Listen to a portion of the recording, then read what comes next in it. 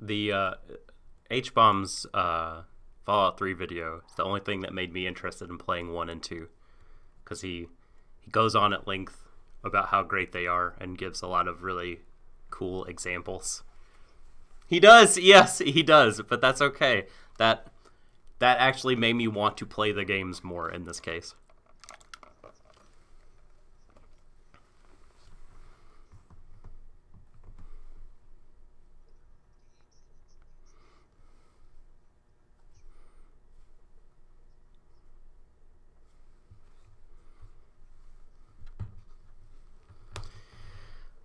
Are we ready to talk about good games? I guess I will, since you did last time.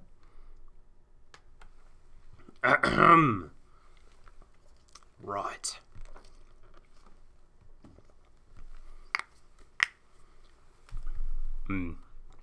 Okay, we're gonna go mute in 3, 2, 1.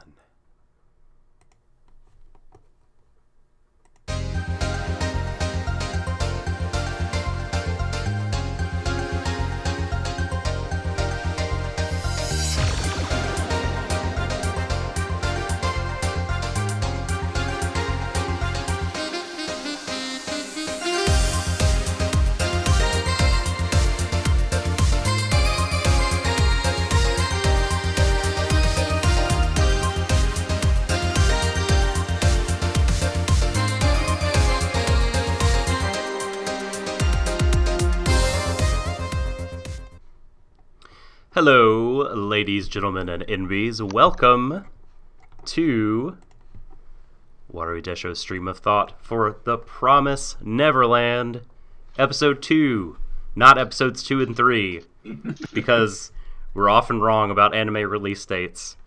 I am the Subtle Doctor, aka MK Mythology's Subtle Zero. Ooh. And get out with me are two ever-present co-hosts, my friends. Got the first. We're friends. We got to it. That did happen. Sorry, go on. I sent you an email. Okay, sorry, I missed the memo. Re-friends, it should be. Look it up. We got the First Lady of Warui Deshou, the dark web herself, Vorgelia. Vorgelia is here. Are we in an MK11 mood today? Is this what we're going to talk about? I don't know what you're talking about. Why would you say that? I don't know what I'm talking about either. Why would you say that? And over on the left side of the screen. Wait a minute. Is it the left? It is my left. Yes. It is my left too. The on pudding, the side with the ironing board. The That's right. With the fourth co-host, the ironing board. The fellow who puts the chest in Manchester. It's feels like you've said this one before, but I've done the man. And it's as painful as the first time. It's Noob Shadon bot. How do I follow that? You know what? How do I follow that? How do I follow that? Give you a medal. You try it. How can I? Shadon O'Con. Okay, one more. You can do it. You're inflicting a fatality on me right here. Shadpian. I don't get that. What is that? It's just scorpion. Oh my god. Like Shad Peon, the okay. worker. Yeah. Shaddy Cage is not afraid to die. Okay, I get it. Mm-hmm. All right, recovered. That's a recovery. KO. How's it going out there in chat? if you want to keep up with us and watch our Twitch streams or follow our ramblings, find out when the show's going to be, follow us at Warui Deshou on Twitter. Please subscribe on the YouTube and the SoundCloud to get all of our stuffs. All of our stuffs doesn't necessarily go up on the YouTube. Some of it goes to SoundCloud first and iTunes. So if you follow us everywhere, you can get everything. Easy enough. Are you guys ready to talk about Neverland? Or... Of course, yes. Yes. This was such a good episode. Oh man! As someone who last time said I would read the manga, and as someone who has not yet read the manga, right? I was very impressed by this episode. It was exactly like the manga. All I'll say is that it's so refreshing to finally watch. Well, not finally, but like to watch another show where like the creators know their shit. They know what they're doing, and they're taking, risks. Well, not even risks. They're taking chances on, doing things with animation, framing, direction, sound. Much as I said in episode 1, like it's a treat to watch this show, even if I just don't even process what's actually happening plot-wise, because they're doing that. It's like the exact opposite of so many shows where they just feel lazy by comparison. They feel tired, lethargic, even. Like, again, it's so easy just to imagine, like, this anime being handed off to, like, George Lucas or something, and he has, one camera that is the most boring way to just frame every shot, but, like, there's so much artistry that goes into... But Vorgelia, Mom wouldn't kill any younglings. That's impossible. Dude, look, they're trying... These aren't the orphans you're looking for. Move along. I don't like... When does Norman get the lightsaber? Fuck. I don't like tablecloth rope. It's coarse and it gets everywhere.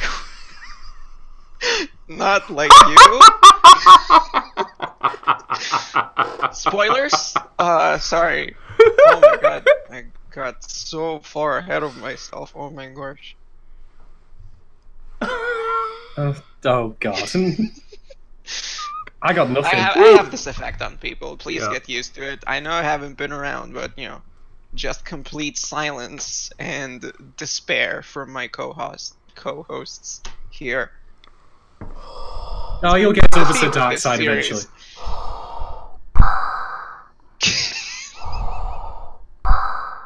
It is too late for me, Norman. That's all I got. Oh my god, dude. That's incredible. That is incredible. While we're here though, Doc, should we tell everyone before we get started about, what day it is? That's up to you. It's the day after a bank holiday, everybody. Happy Wednesday. Happy that's hump Slayer day. Hand. That's Yesterday Slayer Hand. was a bank holiday? Damn, I went to work. Monday was. Or was it in the UK? No, okay. It was not. It wasn't in Europe, unfortunately. I'm talking about your specific day. Your day, you own this day. Waifu Wednesday. Check out my YouTube channel where I show clip shows of ladies I love and play techno music. It's really cool. I'll have to turn this video into an unboxing of that Cheryl Nome video I picked figure I picked for Frosty Faustings.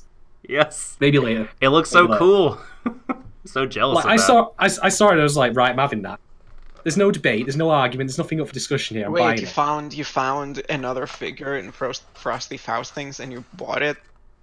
Yes. Or something? Oh my god, dude.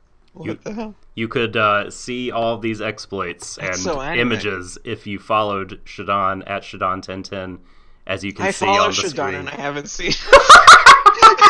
Well, you also have to check the stealth unboxing. Oh my god! You also have to check Twitter. That's part of it too. Fuck. Following. Look, you didn't say that. That's not incentive. That's not incentive. The tiny print on this contract, I swear. Doctors, man. Yeah, I know. Now it's not the case with me. If you follow me, all my tweets are beamed directly into your psyche. You don't even have to check Twitter. We're thinking them together simultaneously. If that scares you, feel free to block me. Just a weekly injection of Doc's tweets. Exactly. And that's why I have so few followers. So, speaking of followers, Twitter poll. Let's check Twitter here, the Warui Deshou Twitter, and see... Oh my god, he changed the subject. Oh my god, that was so good. The result. Segway! Oh man, I've retweeted a picture of the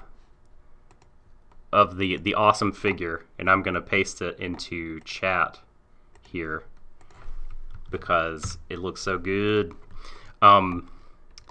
Scrolling, looking for the polls from. Okay, here we go. Oh my god, nice. It's a cool. Is every anime ever made by the same 9 people? The bus effect poll. 61% say yes. I have a feeling that those that said no, like, they probably said no because they think of less people, not because of more. Yes, exactly. We didn't rule that part out. Everyone believes the industry is tiny. Is the sound design incredible in Neverland? 82% say yes. Those are the polls. And the rest just didn't have their headphones on. They had it muted. Yeah, something like that. I mean, we can all be fans of silent face around here. I get that. It was a thing, It was a thing back in the 1920s. It's not quite out-fashioned just yet. I mean, like, then movies were designed to be silent. Now, watching anime silently, it's like playing a modern Fallout game without the quest marker. Hey, I made the Fallout reference. That we did. But that being said, I can actually imagine a different version of this anime where if you go back to episode 1, where you had the truck, and they found Connie in there, like, it would just cut to, like, one of those, like, framed titles. Oh no, like, it's Connie! Emma goes, oh golly gosh! I can imagine that happening with no actual, like, voice dialogue whatsoever, and, like, little piano music playing in the background. Dom. Which I think was generally played live, so a small Japanese human will have to go to your house every time you want to stream this and play it on his keyboard. If Uber can deliver food to me, they can deliver a, piano player to me. I'd take that deal. I'll see why not. I would definitely take that deal. I specifically said piano player there for a very good reason. Anyway. All right. Are we ready to get into episode 2? My notes say episode 2 and 3 because I'm a dumb person. Episode 2. The subject. You didn't talk about it. That's right. I don't like the subjects that you bring up. Only my subjects are the good ones. Okay, that's fair. Okay, we can fair enough. Do your thing. No. Okay. Does anyone remember the title for this episode? Because I don't. I think it's the number, isn't it? The code number. Yeah, it's the next part of the bank account number. Yep. Yeah, it's the right. Sequence knows in. It's my routing number. Finally, I got to know Itama's PayPal account. All right, so synth sax is the first thing I have in my notes because the episode begins and they're just laying that on thick, and I just love the music. There's a couple of other times in this episode where the music really shines through, and it's pretty awesome. So feel free to interrupt me, by the way, as you often do, and go just yes, do your thing. So after the I think this happens after the OP. So the first big thing that happens in the episode is Norman and Emma, like, we have a flashback of them talking. I think this happens pretty recently after they found out the truth TM, and it's triggered because Emma comes downstairs and kind of can't hold it together. She sees Mom and, like, all the knowledge she has, like, is kind of overwhelming, and she can't put on a poker face. So it cuts. Indeed.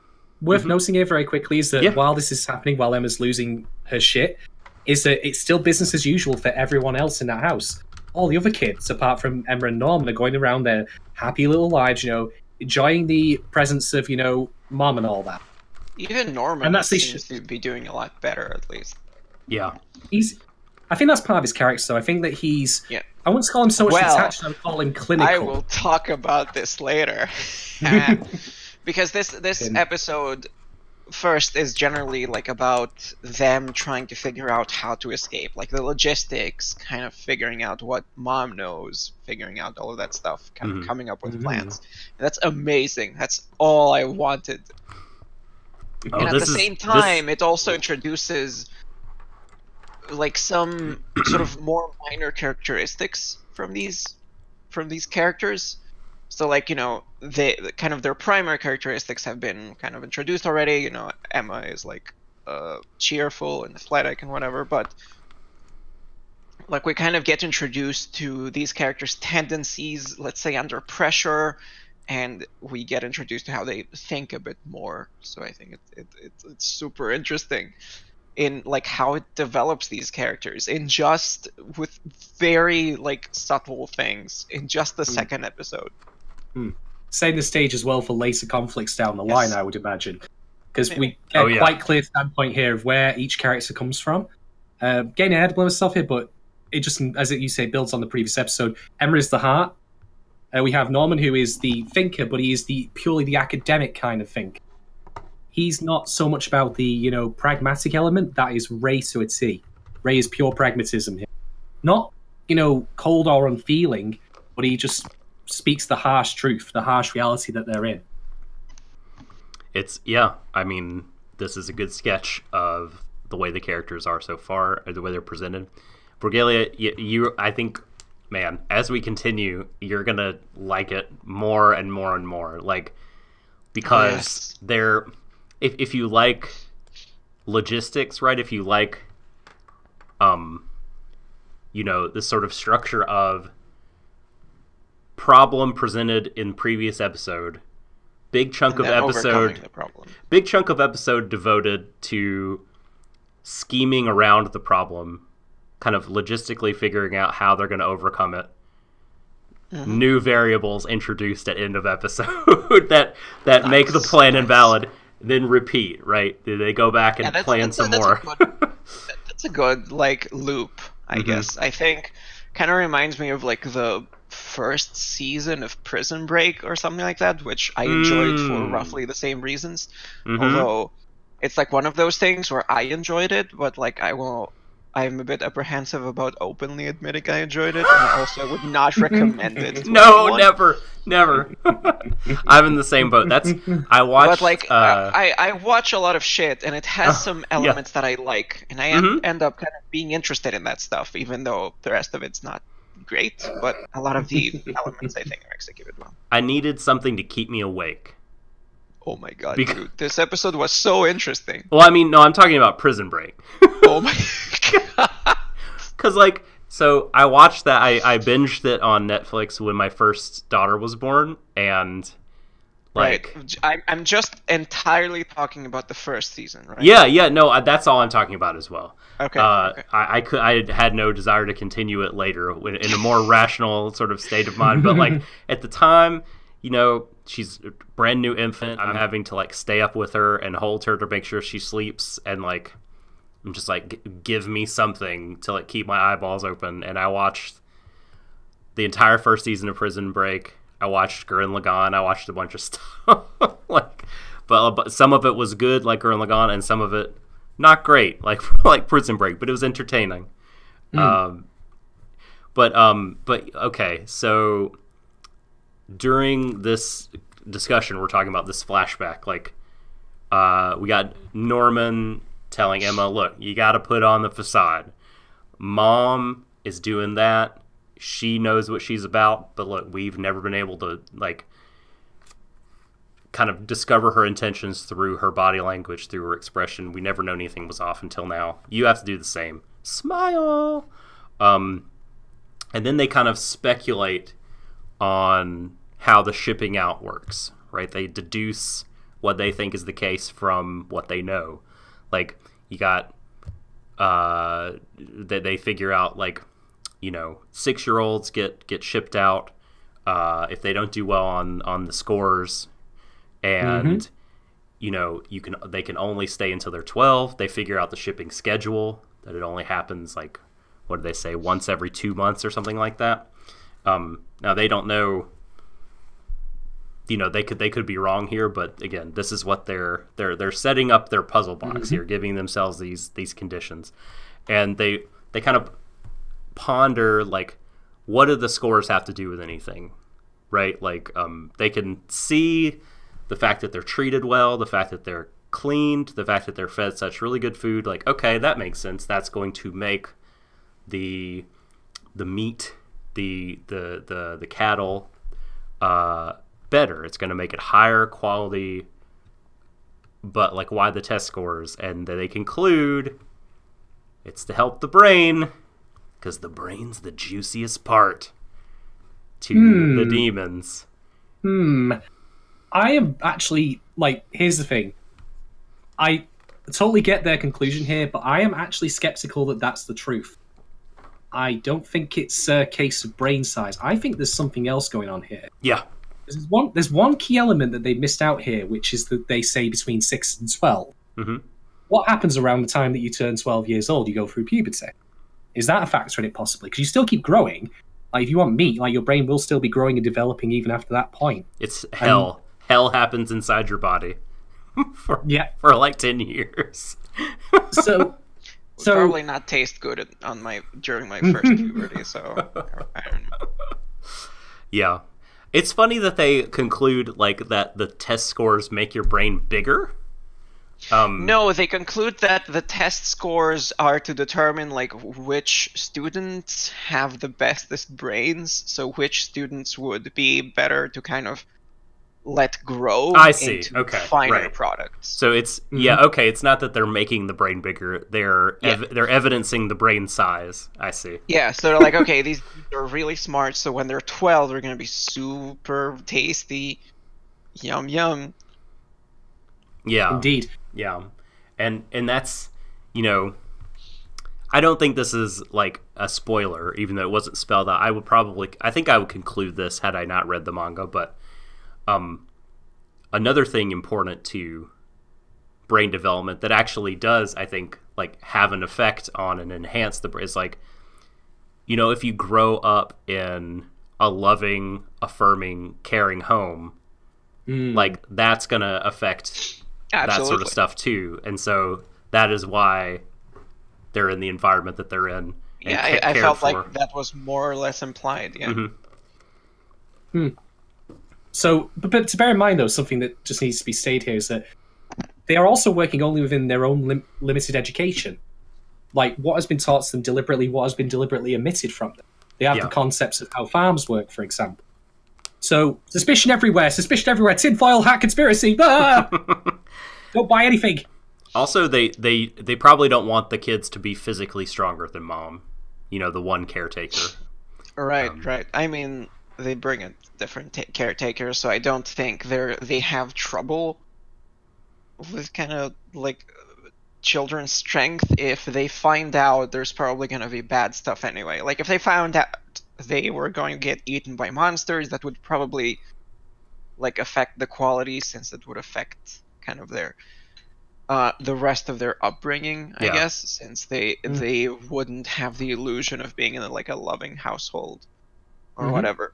But, like, sold or not sold on the brain thing, like, it's really interesting that these characters are kind of thinking about this stuff, and we end up getting a kind of view into their thought process, and it starts kind of establishing, I guess, the problem solving that they, as you said, are going to be going through, and how they deal with problems and stuff. So absolutely. Until they show Felix the full Battle Angel Alita, he will not believe it. If anyone is not familiar, so in that manga, the brain is also a delicacy to some cyborgs or sort of modified humans. You got people that steal brains and people that eat brains. So, and I believe that they're pretty early on, they show, like, there's a serial killer that just kills people, and they show him eating the brain. Just so until we see it for sure, we'll never know. Another thing is, I think like when you probably like lose a lot of the ability to kind of mentally and emotionally control these kids when they're in puberty. I mean, they can't risk having like rebellious people on the farm. That probably has to do with it too.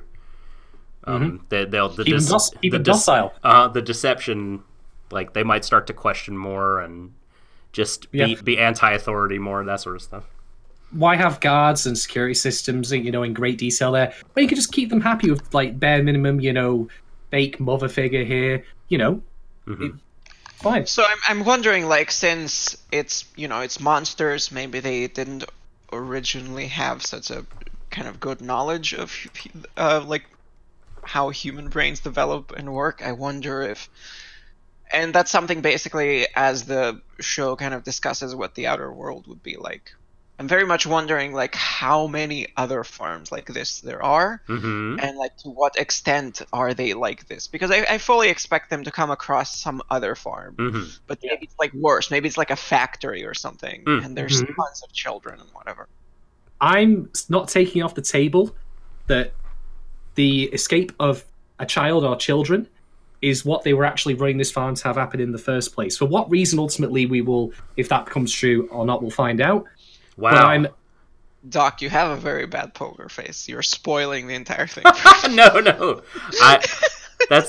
I'm really not, like, because that would be that'd be the ultimate chess move. If they were like, we want you to run it. So that if you run, it appears normal, but you're just like let them escape, and you taste better if you run. Okay, who knows? But let's put it this way: like, there's a lot of incomplete knowledge by design in this show. Yep, and also by design diegetically for the characters as well. What do they know? What do they not know? And it really is going to be a test of their wits going forward. So when they talk about, like, I think the first time Norman says like the word brain, like the music just drops out of the scene. It's so good. It's so good. Man, like, yeah. Go ahead. Yeah, like it's so easy to kind of imagine it, like they're gonna eat my brain, and it's like so cheesy and music. But they somehow kind of end up making the word brain and like that kind of weird feeling that you like, the kind of weird phrase that you usually associate with like garbage. Oh no, the zombies are gonna eat my brain.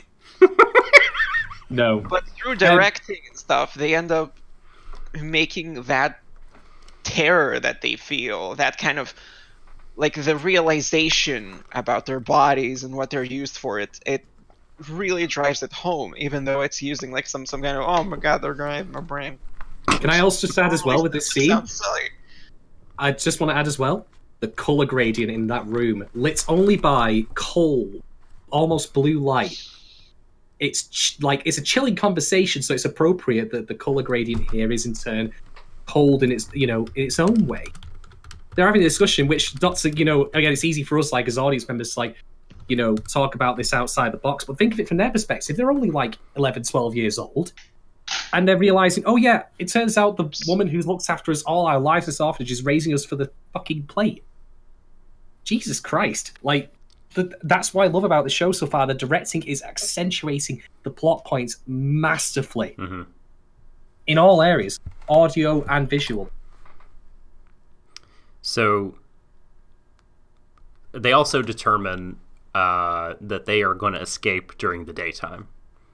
I can't remember exactly why they made that conclusion. Maybe they're worried about the kids being able to make their way through the woods. And so they think, well, daytime is fine. It works. So, and then they're wondering about the wall. How thick is the wall? How big?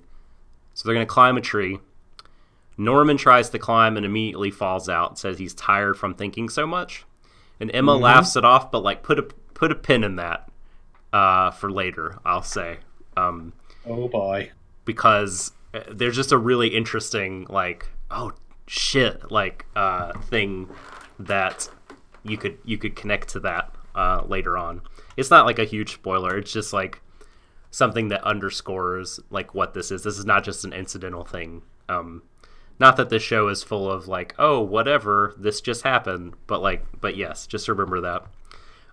So Emma climbs to the top and sees the thickness of the wall, and says like, oh boy, like it's really thick. We're not going to be able to climb it, but we could use a rope. That's soft and smooth, not coarse and rough like you. And then when they come back, right, like, or they hear the bell ring, right, and they're like, oh, what's the deal? Like, we still have free time. Like, so they go back, and one of the younger kids runs up crying. There's apparently a kid that's missing in the woods, and she's like, oh, my friend, like I lost track of her. What are we gonna do? Mom says, it's okay. Comfort, we'll find her. Pulls out a watch-esque object, spherical. Sorry, the stream is looking weird because Vorg dropped out. Let me adjust this here. Just having internet problems. She'll be back with us shortly. Okay.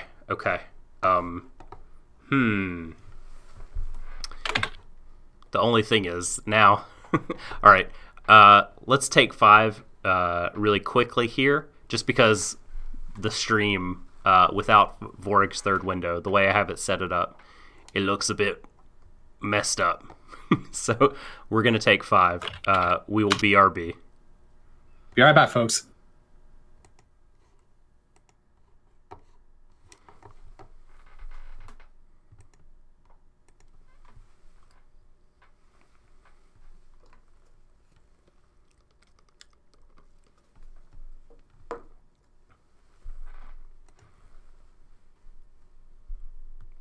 I've got us muted, so we can, yeah. That's, Oh no, you got Con Crud Fighting Game Edition. Championship Edition. Con Crud.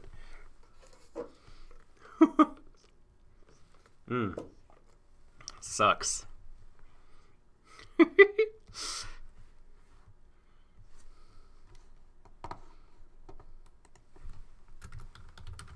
I'm so glad. So, yeah, I'm so happy that you had fun. It sounds like it was, like, re-energizing.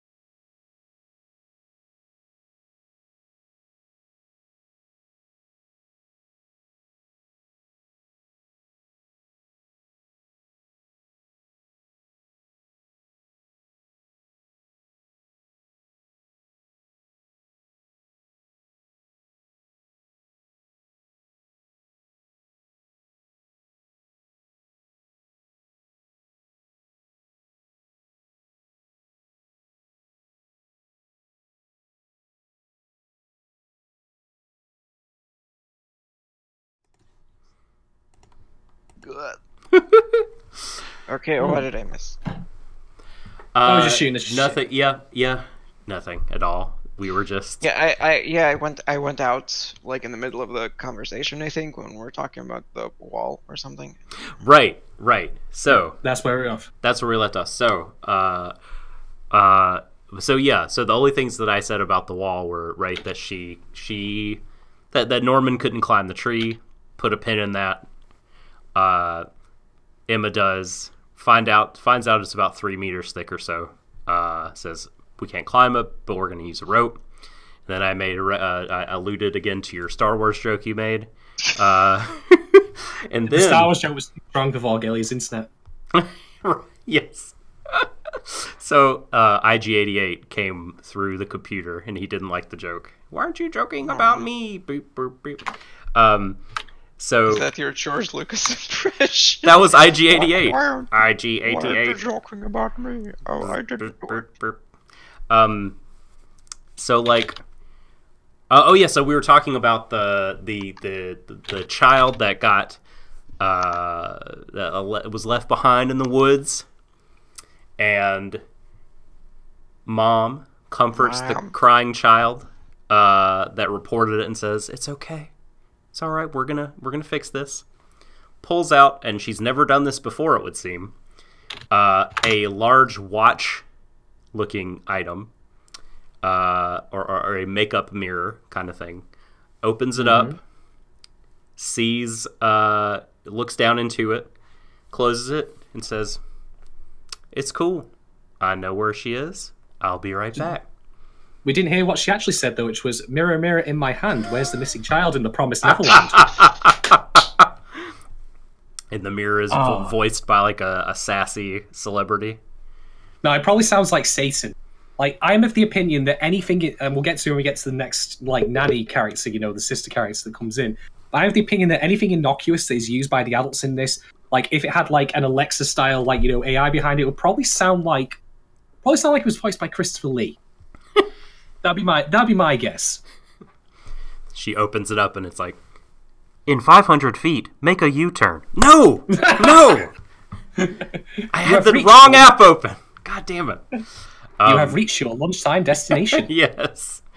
So, it's funny, like, this scene, the kids catch on pretty quickly that, like, oh, mom has never shown us this before. The reason she's doing this is because she... looks like Vorgelia might be having internet problems again. She needs to find a broken internet through the use of a compact, and then, Exactly. Look in the mirror and find IG-88's location and crush him before he can take over the Death Star. Did you ever read Tales of the Bounty Hunters? Did you ever read the dumb Star Wars novels?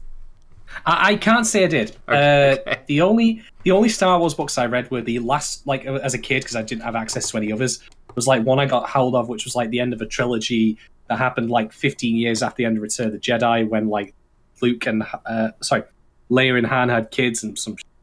Okay. I don't know.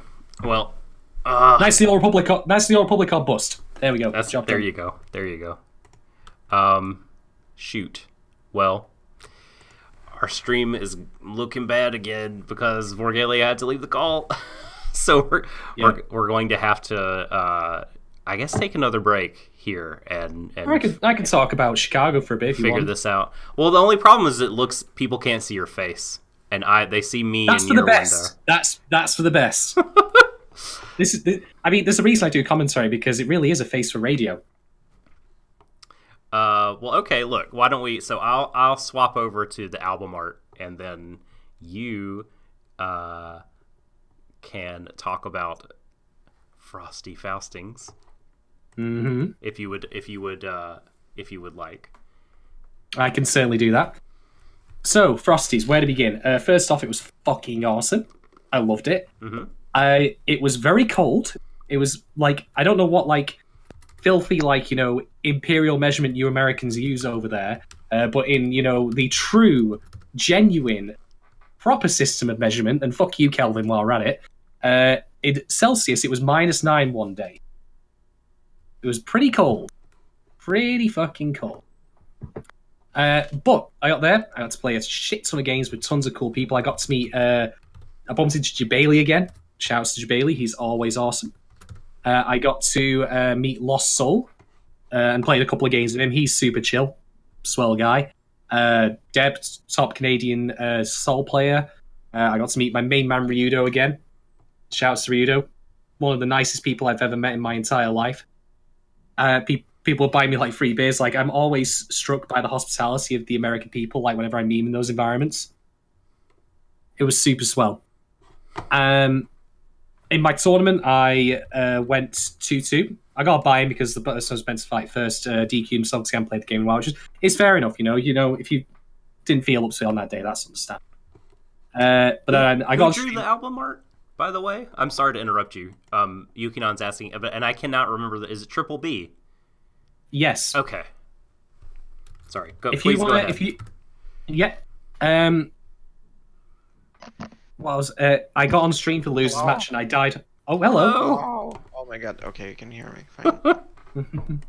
Are you leaning out your window holding up an antenna? Oh my Oh, god. bits to the left, Yeah, bits to the right. you people are like very choppy for me. I think, I don't know, heavy snowfall or something destroyed the entire... No. As is wont to do. I'm so sorry. I'm so sorry. I'm making this take so much longer than it would have. It's okay. This is cool. the magic of live streaming. Oh Anything my can God. happen. What I'm I going knew to do? it would ruin this show. Nah. Please. You know what I'm going to do? You know what I'm going to do Please. at some point? I'm going to take a photograph of myself doing that pose from The Simpsons where you have that guy on technical difficulties where he's drinking a bottle of moonshine while holding the camera. Oh my god. I'm going to do that. Like, so just be drinking a beer and then, like, you know, having the, like...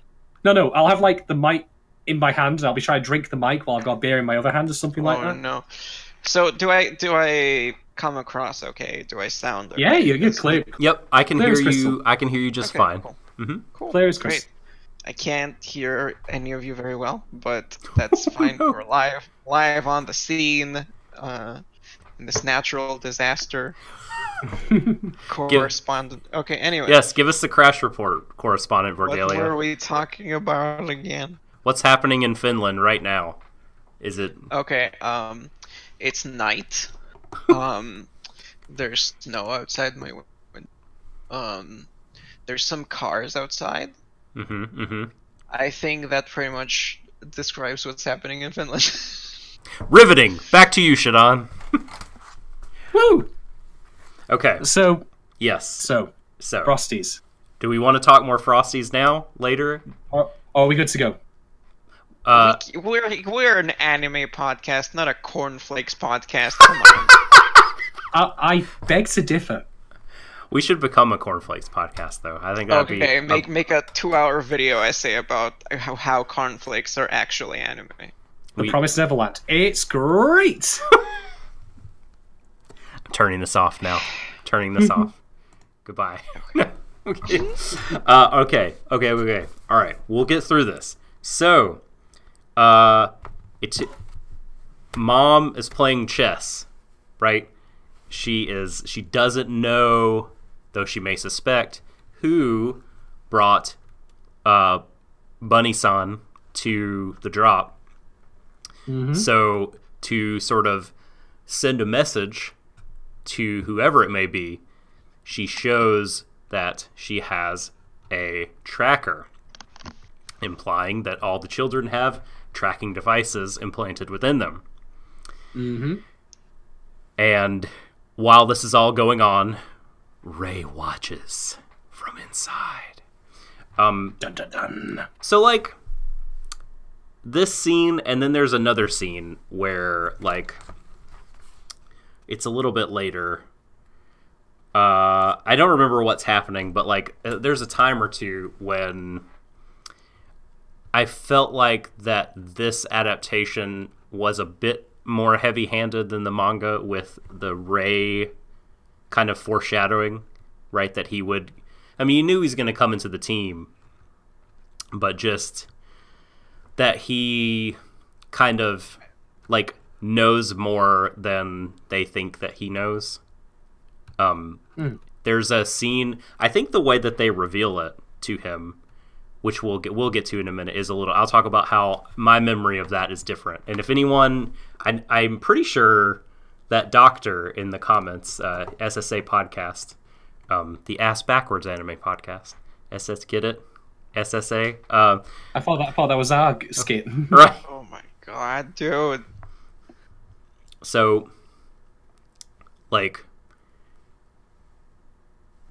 yeah, so we'll get to that in a minute. I'm trying to, where am I on the notes? Okay, so she reveals, like, yes, I got you.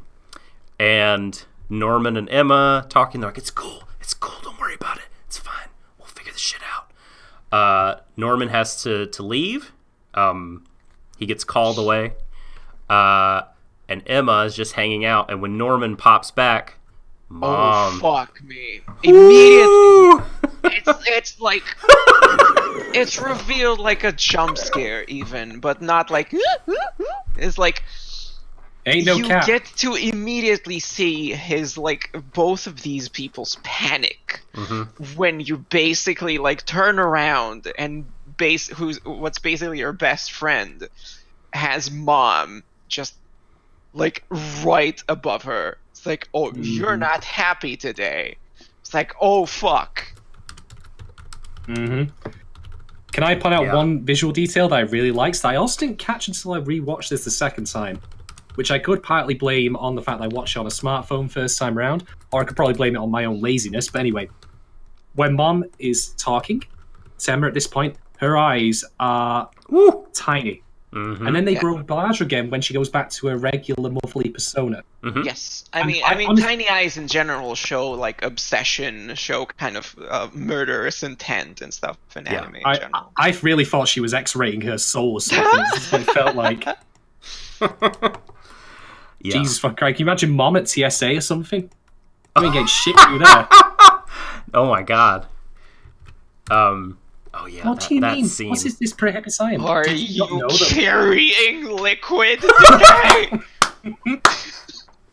I noticed you reached your hand into the bag. Marrow, what you feeling? So and then 168. No, it was just Diet Coke. Like, oh, that's okay. Have a pleasant. Then close his eyes, a big smile. So we know nothing about Mom's tracking device. That's why it's like, I guess, the next big thing that they're going to try to tackle. Yeah. All we know is like.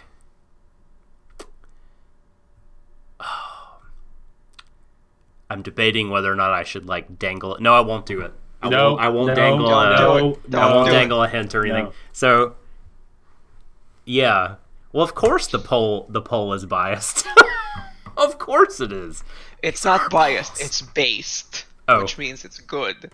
Oh my god, I'm getting so old. I can't read. The poll is based. Internet lingo. Yes.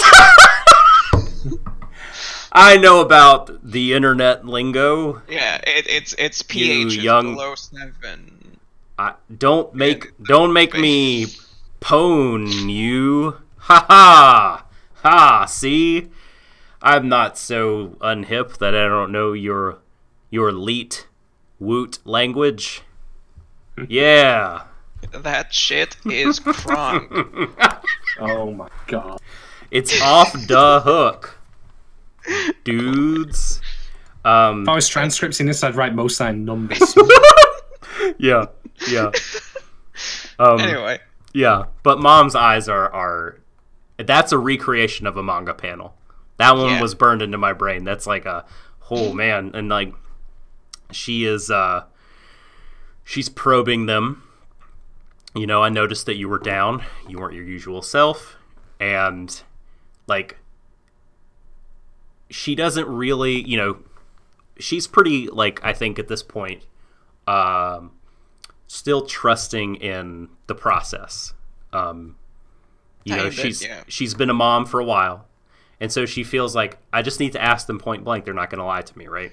At the same time, she's kind of dropping the pretense a bit that she's like this kindly. She's not like, well, you know, where are you? Peek behind the curtain. She's still like, she's still like her facial expression changes. If you see her body language in general, like she's a lot more.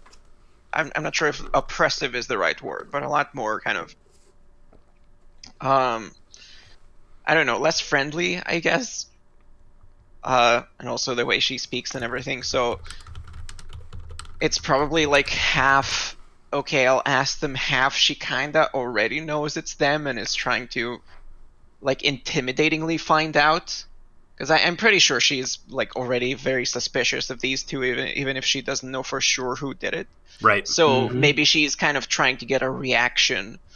But like this was pretty much the most powerful scene for me in this, and like one of the scenes that makes me super excited about how they'll handle everything, because it really shows how these characters act under pressure.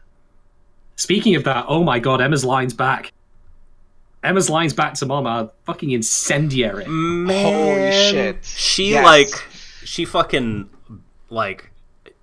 she turned on, like she was able to push down all that anxiety and like, you know, be like, you know, Yes, I got Emma, ice water in my veins. I'm gonna act like nothing's. I'm gonna like go back and Yes. God, the big Emma hug. is like the one person that you would expect to kind of like crack under extreme pressure, because she generally, like, under not extreme pressure, under not a direct threat, she was just the more stressed out of the two.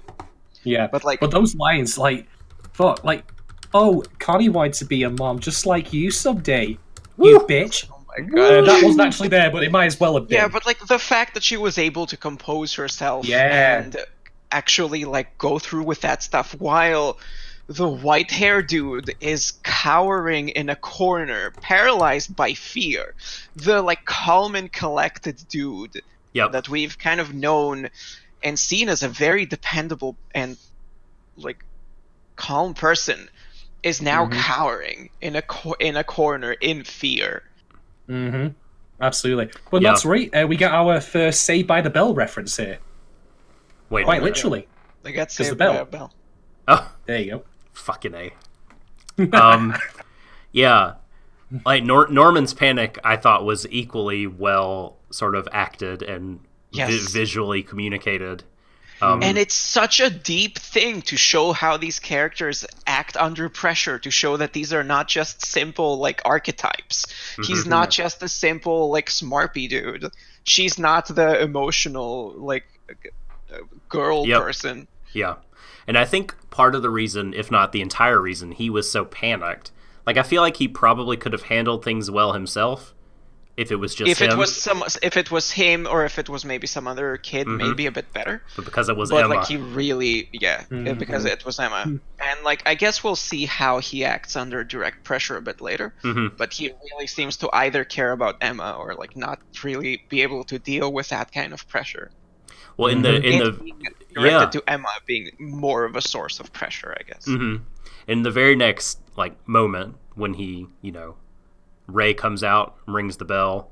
Norman jumps up jumps out into the hall. It's like, "Oh, Emma, come on, let's go!" And they go down the stairs, and then Mom asks them the question. He's able to turn around and lie to her face without a problem. Yeah, I guess so. You know, it's like, "Did you two go to the gate yesterday?" Nope. Nah. We know it's against the rules. We'd never do anything against the rules. Point, like, even if Emma is gone, like, even if it was some other child, the kind of tension is gone, because they're not necessarily, like, confronted, and there's other stuff happening. So the tension is kind of relieved anyway, so I'm willing to take it still as, like, he is now, like, the pressure is kind of low enough that he's able to kind of act. Like, just fear is not... But no, the Emma in turn does not turn around to say what she says directly to Mom's face. She can't do that. Not now. That's her moment where she just like says, "Nope, I've already gone above and beyond." Like, body language in this show is so amazing. So well done. It's embarrassing to me how many shows don't pay that kind of attention to it, or even just anywhere near that kind of attention. I mean, that's like such a key part of how we communicate. Yep. I mean, that's why even I, like, you know, I'm doing this gesticulating right here, despite the fact that we're not physically in the same room. Because it is key. So ow, my eye! Ow! Oh no! So I think for me, actually, I mean, as great as this scene was, I might have liked even more the very next scene when the scene immediately after when Emma like, collapses. at the bottom of the stairs. Yes. Oh, because it really shows like she just handled herself in a super extreme situation and she's not used to it, and Norman's kind of acting normal. Norman going on Norman there, yeah. But even he's shaking. His hand is... Even if he's... Yes, they've both been through a very intense moment, but it's like... It gives her... Again, like, it gives her so much more personality, even beyond the point, oh, she's like, you know, the happy girl person, and when pressure is big, she can do stuff. But she's really, like... She can really feel it. She's not a wonder child. None of these characters are just like good at absolutely everything yet, and they do have their flaws. They do have the way they react to things. Put a pin in that for later. Yeah.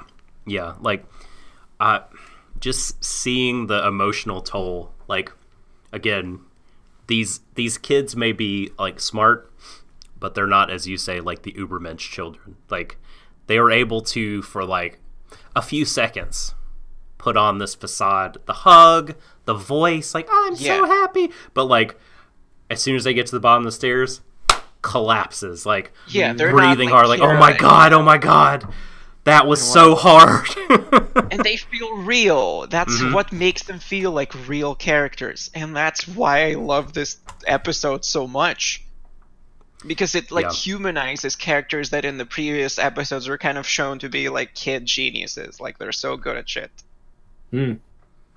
Absolutely.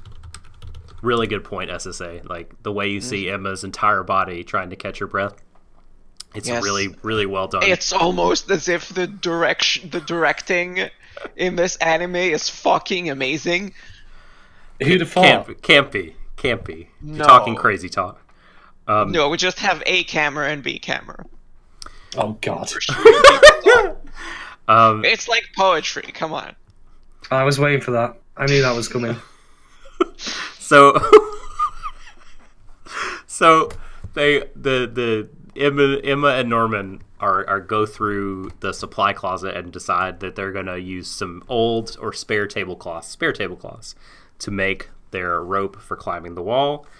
And then we have the Ray reveal, right? So Shadon, walk me through how that goes in the anime. Well, Ray actually followed them to the wall. And then they were at that point discussing about inviting him into their circle, so to speak. But he, lets himself in pretty much. We then get, a brief intermission where he's then explains to him off camera, because again, nice touch not to go through everything step by step again, what happened with Connie.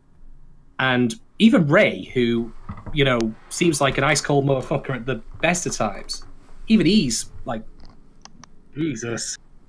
Fucking hell. He believes them. Yeah. He absolutely does believe them. And this is then where the characters start laying out their, perspectives on what happens next. Ray in particular lays out immediately that they can't take everyone with them. They can't. It's impossible. That's his literal words that he describes it as. Whereas Emma, she is more of the, I 100%ed Oddworld Abe's Odyssey way back when. I will get everyone out. I will get everyone through. Okay, let me pause you here and say that so in my memory of the manga has it a bit differently. Like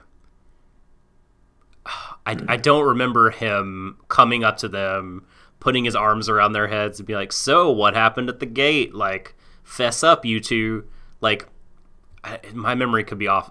The way that I remember it going down is they go to the spot under the tree where he's always reading. And they're talking to him, and like they explain way more stuff off screen than even they did in this.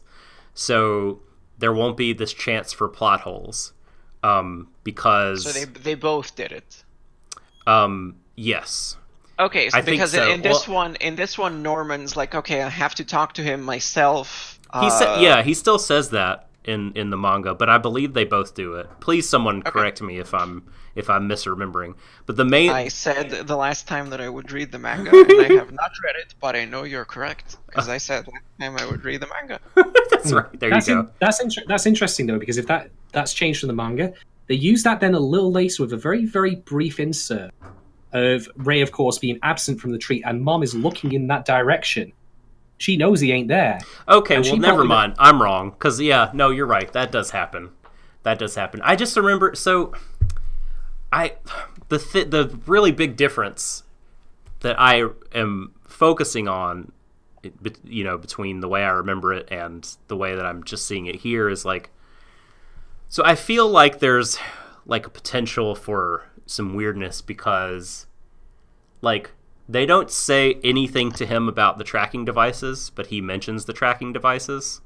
Explained off screen, because we've already had it explained in the same episode, so it's just being efficient for time rather than going through it again. Okay, I would argue. Yeah, and that was communicated very well in the manga, but I thought that they only explained a certain part of it. But okay, so they explained everything. Yeah, okay. Well, then my gripe is we put to bed because. Yeah, okay, so Doctor has looked at the chapter. So it's done the same way. Okay, yeah, because I was thinking, like, oh man, are they, like, botching this somehow by, like, trying to have more happen on screen and on. But yeah, it's the same. Like, he believes them because, like, Norman, like, wouldn't tell an elaborate story like this. He trusts Norman, and I believe. Okay, yeah, that's later. Okay, then my fucking dad brain remembering like a billion chapters of manga that I read in like a week. But like you're petition off what you can and can't talk about yet. So yeah, exactly. Your 34-year-old dad brain. I mean, man. So unless I'm missing something. Go on. No, you're not missing anything. It's a 29-year-old dad brain. No. No. So like, right. Yeah, I can't remember in the manga. Does he sort of say in that scene as well? Like, I kind of had a feeling something weird was going on.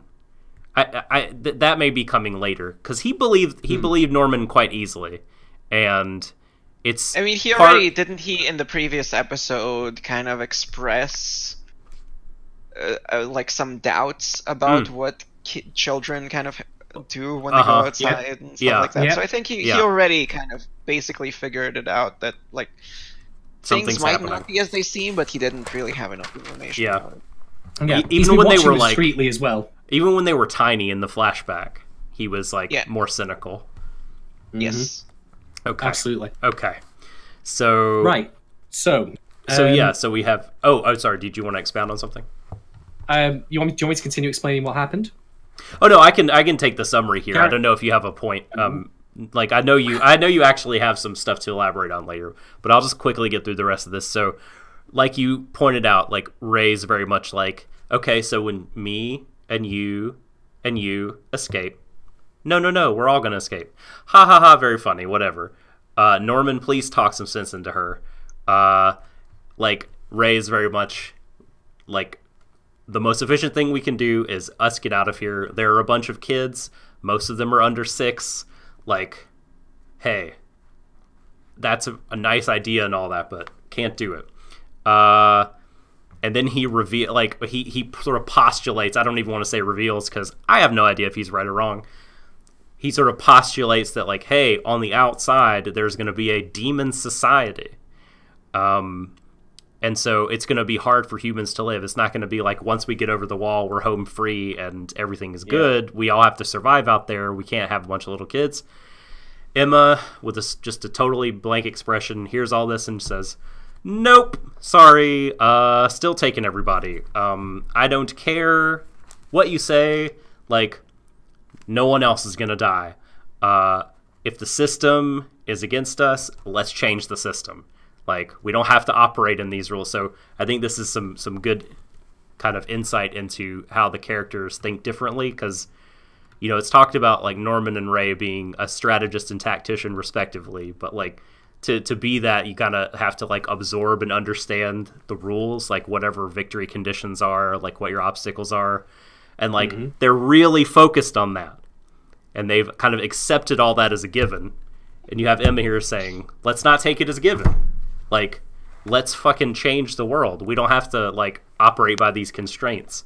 And basically by doing that and making Norman laugh a lot, and winning over Norman's heart, like Ray is kind of has to back down. Like, okay, like fine. I think it's presented like as if it's like a challenge to Norman, basically, not like Norman kind of like, oh, whatever, you're right, but basically, sorry, not to Norman, to Ray.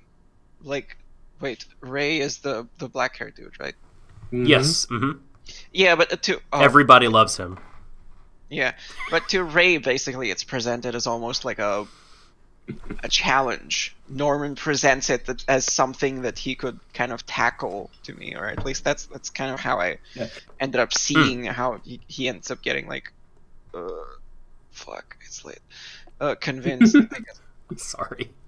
Can I add one small detail in? I want to add small thing here. Like in a story like this, sometimes levity is welcome. Just to help dial down the tension a little bit, because otherwise it just becomes too maudlin, too melodrama, too grimdark. Oh my god, yes.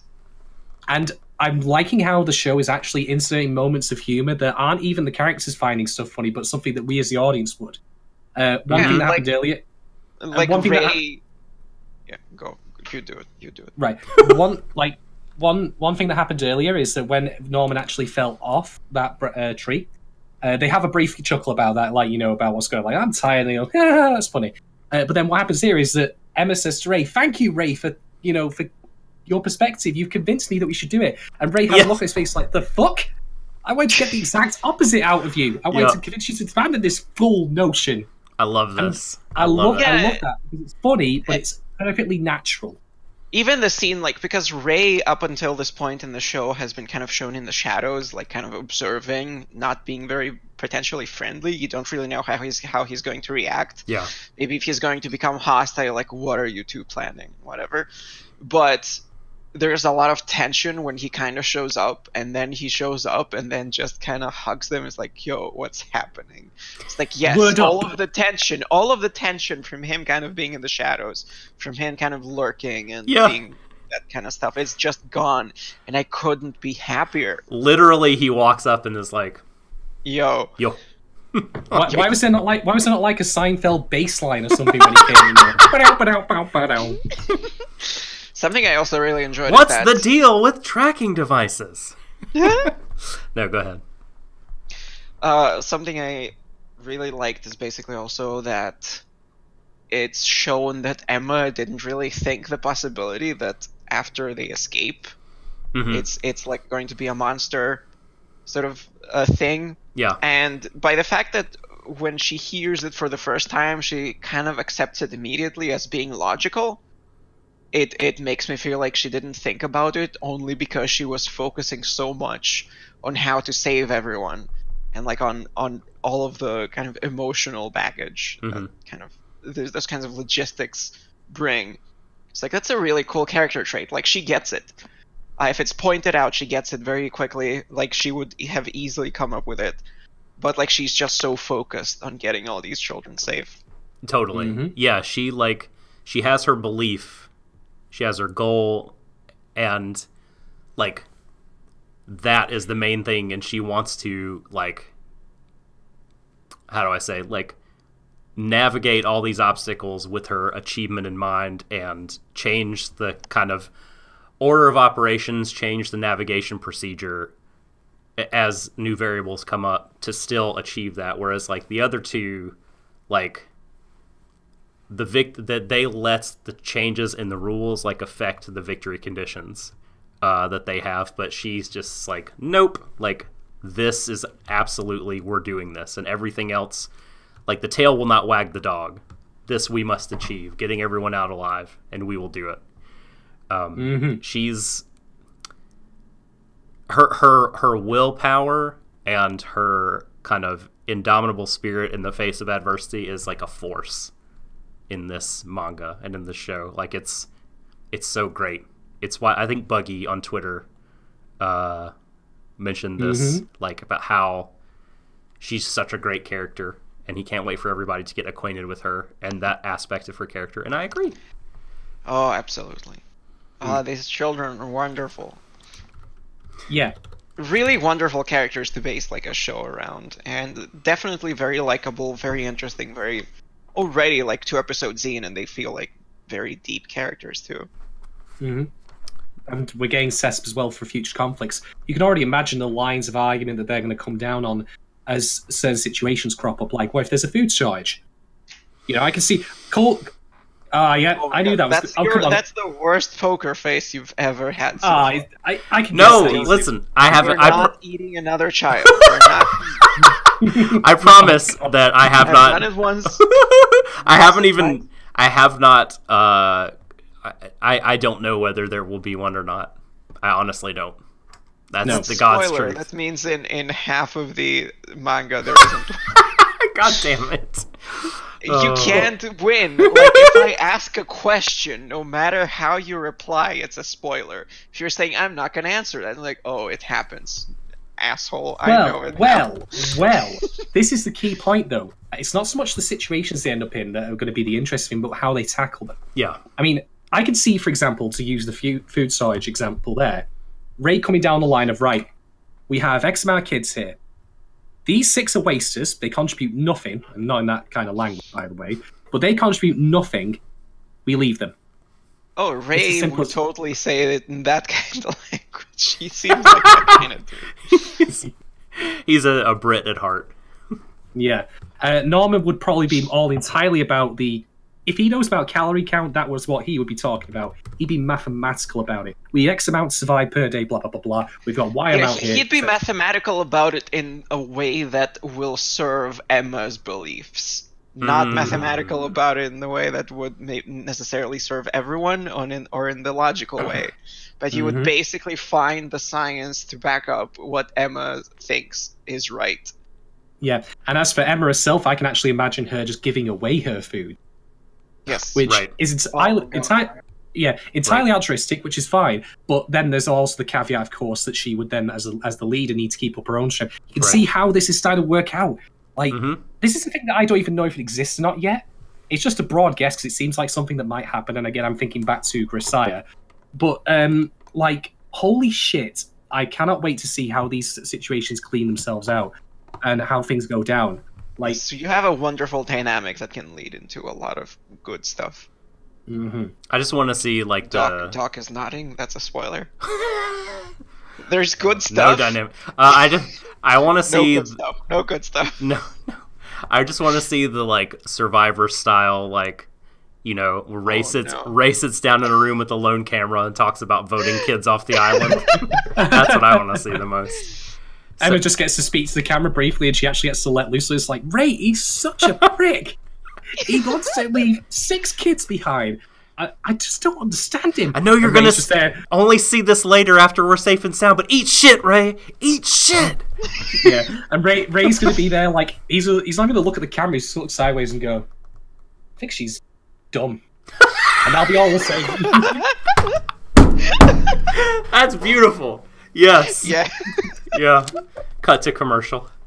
God damn it. Okay. Norman admits that he likes Ski. He skis Emma. He likes her. And he wants to believe Winter the sports. Yeah, right. It's like, is it Suki? I think, but it's just like Ski. No. You pronounced it very right, but the very quick change between languages, like, okay, what? He didn't say Daisuke. He didn't say Daisuke Emma. What, the Promised Neverland is a ski slope? Holy shit! Spoilers.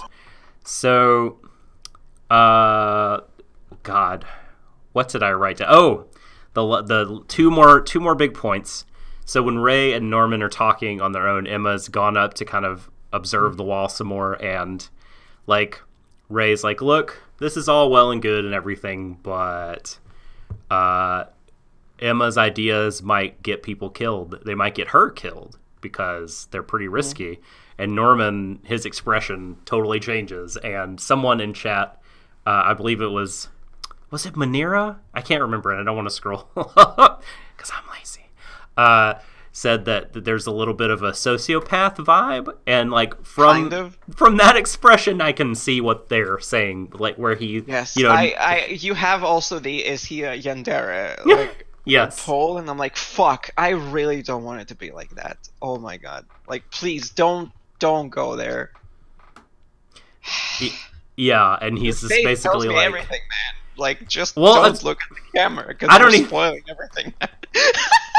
I'm joking. I'm sorry. Just black out my screen. Oh, wait a minute. Where did I put the thing? No. Get the. All right, I'll just have this is just the stand-in for my face. Cool. Did you wait, guys? Did Yukon just make a ski-free reference? That's the best game. The best game. Ski 3, ski harder? No, ski. Oh shit! Like what the a fucking classic. MS Paint ski game. 3 with a vengeance. Can we get? All right, Yuki, I've got a project for you. Live stream. Let's play ski free. No. Draw the ski free monster in place of the demon, or one of the demons from episode 1. Or just ski free or die trying. Or just replace all the ski free characters with Promised Neverland little 8-bit paint doodles. That's a bad omen because you never can win ski free. You always get eaten by the Yeti. No. Wah. Yeah, Norman says, "I won't let her die. I will utilize myself." What does that mean? Oh my god. Utilize myself. Like, and Face just goes like, you don't, like, the expression to me says like, just try, motherfucker. Just try and hurt him. It's like that. I'll use myself is kind of like. I get very much also why you might think he would be a sociopath, because it's almost like he sees himself as a tool to ensure her survival or something. Yeah. It's like, I totally get it.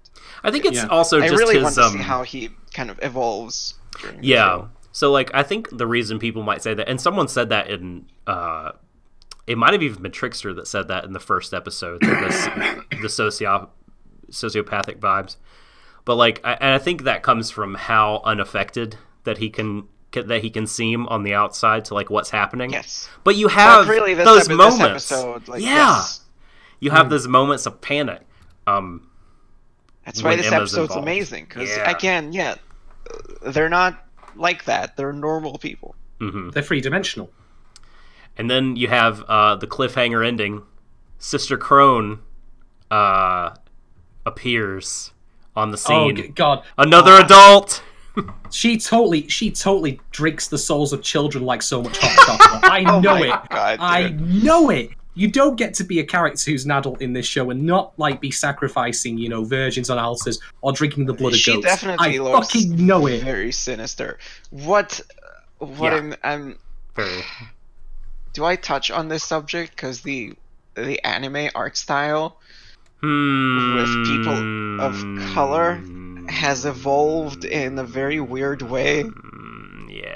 That might not be very respectful. I know. Listen, I'm not going to go into this subject.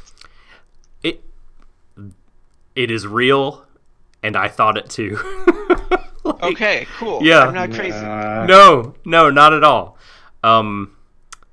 Why is there blackface in my fuck, I got into this subject. Oh, no, that's so terrible. God. But like, no, like, like some anime. Can we find something better? Some anime are better than others. Yeah, I know. Okay. Some anime are better than others, but many anime are bad at this thing. This one's a bit better. This one is not like Smokey from JoJo's or something. It's a reference that I don't yet get. She looks like Sister Crone looks like there's a character in Hunter x Hunter, I think, that's on the, like, Killua is one of the main characters, and he's like from a family of assassins, and he's summoned back home. Oh wait, Smokey looks fine. Never mind. I remember it. And then the rest of the heroes go and rescue him from his house where he's being held, and one of the the bodyguards on the land looks very much like Sister Crone as a child. So this has kind of been going on for a while. And I think I've made reference to on this very show that episode of Dan Cougar, Beast Machine God, I think Dan Cougar, where they go to Harlem, and it's a burning trash fire of racial stereotypes. Oh God! I shouldn't laugh. It's one of those like I'll cry or just get angry if I don't laugh because it's so fucking dumb. Yeah. One thing I want to just quickly ask you both. So not only is there Sister Crone, there's also the other younger child that Mom is cradling in her arms, whose name eludes me at the moment. Did we even see the child? Yeah. Mm-hmm. It looks just like a tiny Emma. It looks just like baby Emma. Yeah, she's called. Don't do this to me! Don't do this to me! She's called Angela, I want to say.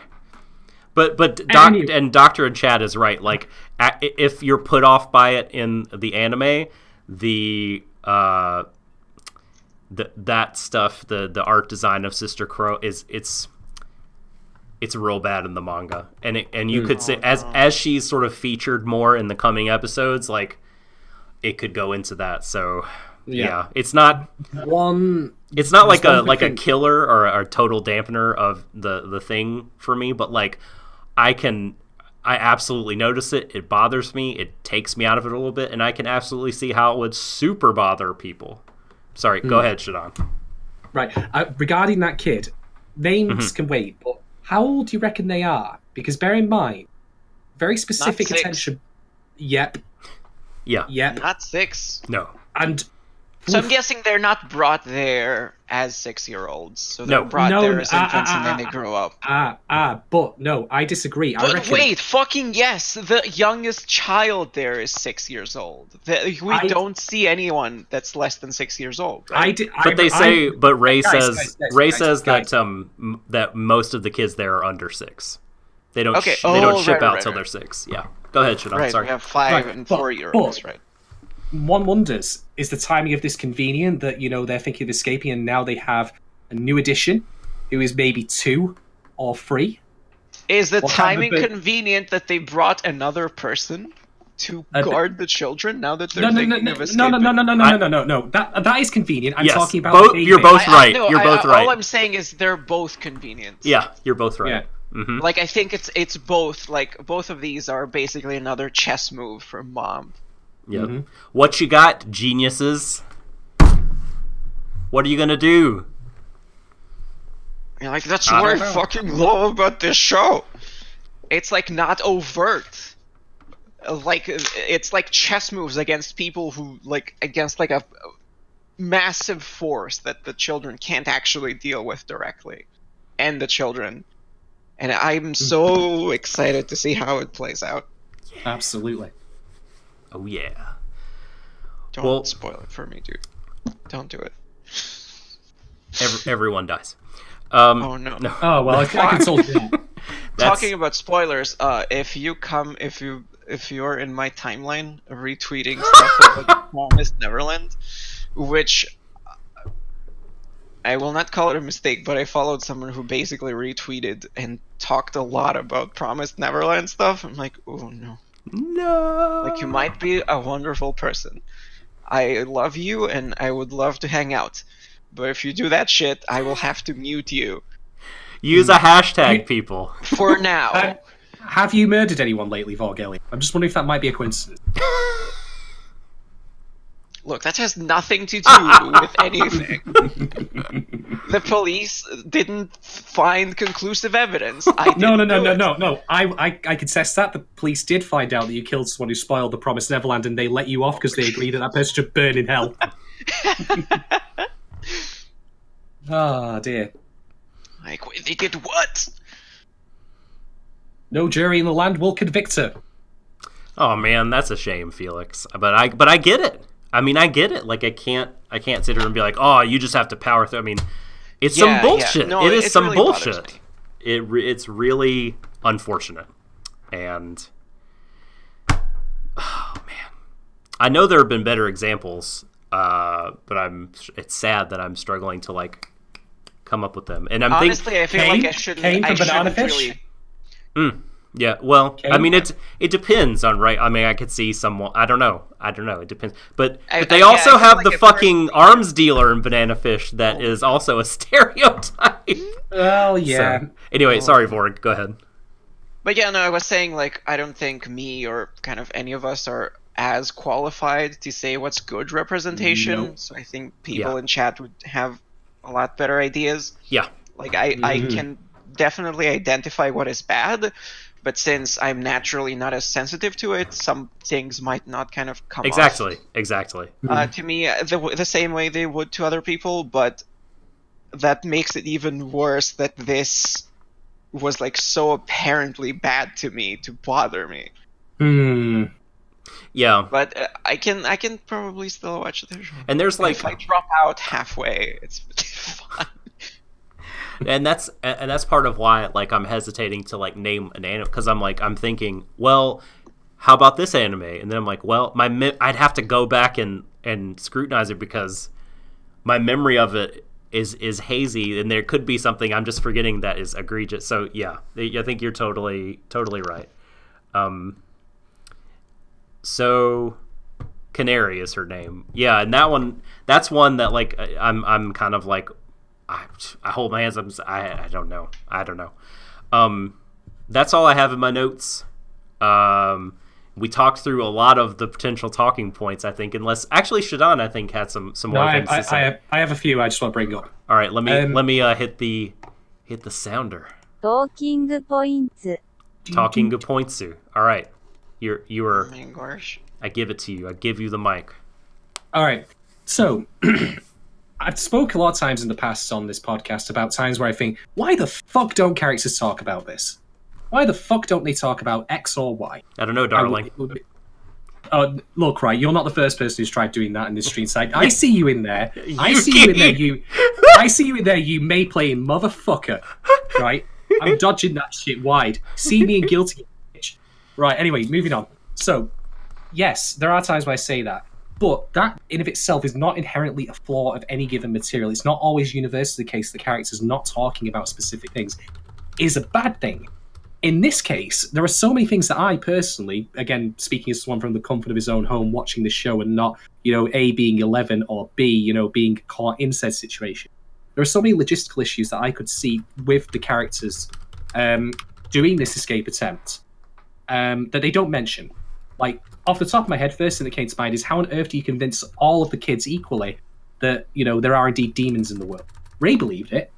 But are you going to tell me that the 6-year-old who thinks that mom is the most precious thing ever is going to believe you when you say, oh yeah, by the way, she was with demons who were drinking Connie's blood the other night? Not going to happen. Not like convincing them all equally is going to take some doing or outside intervention.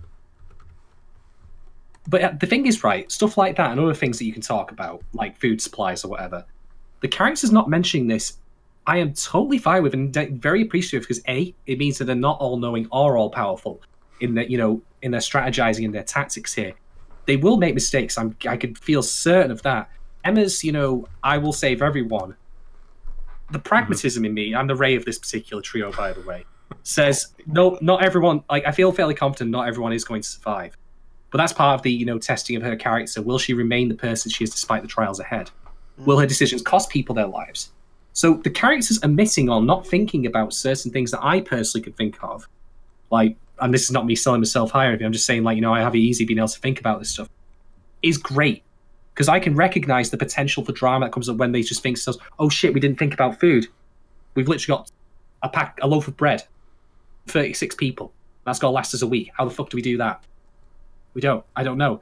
So this is another case of it's never an issue of what the specific thing, but more how it's executed and used within a story. So the absence of this discussion, or these discussions here about, certain criteria or factors in their escape, I was really, really appreciative of. I mean, they outright addressed the one where Emma didn't think of, like, the after effects, like, what's the plan, what's the, chapter 2 of our escape plan here? We got out past the wall, now what?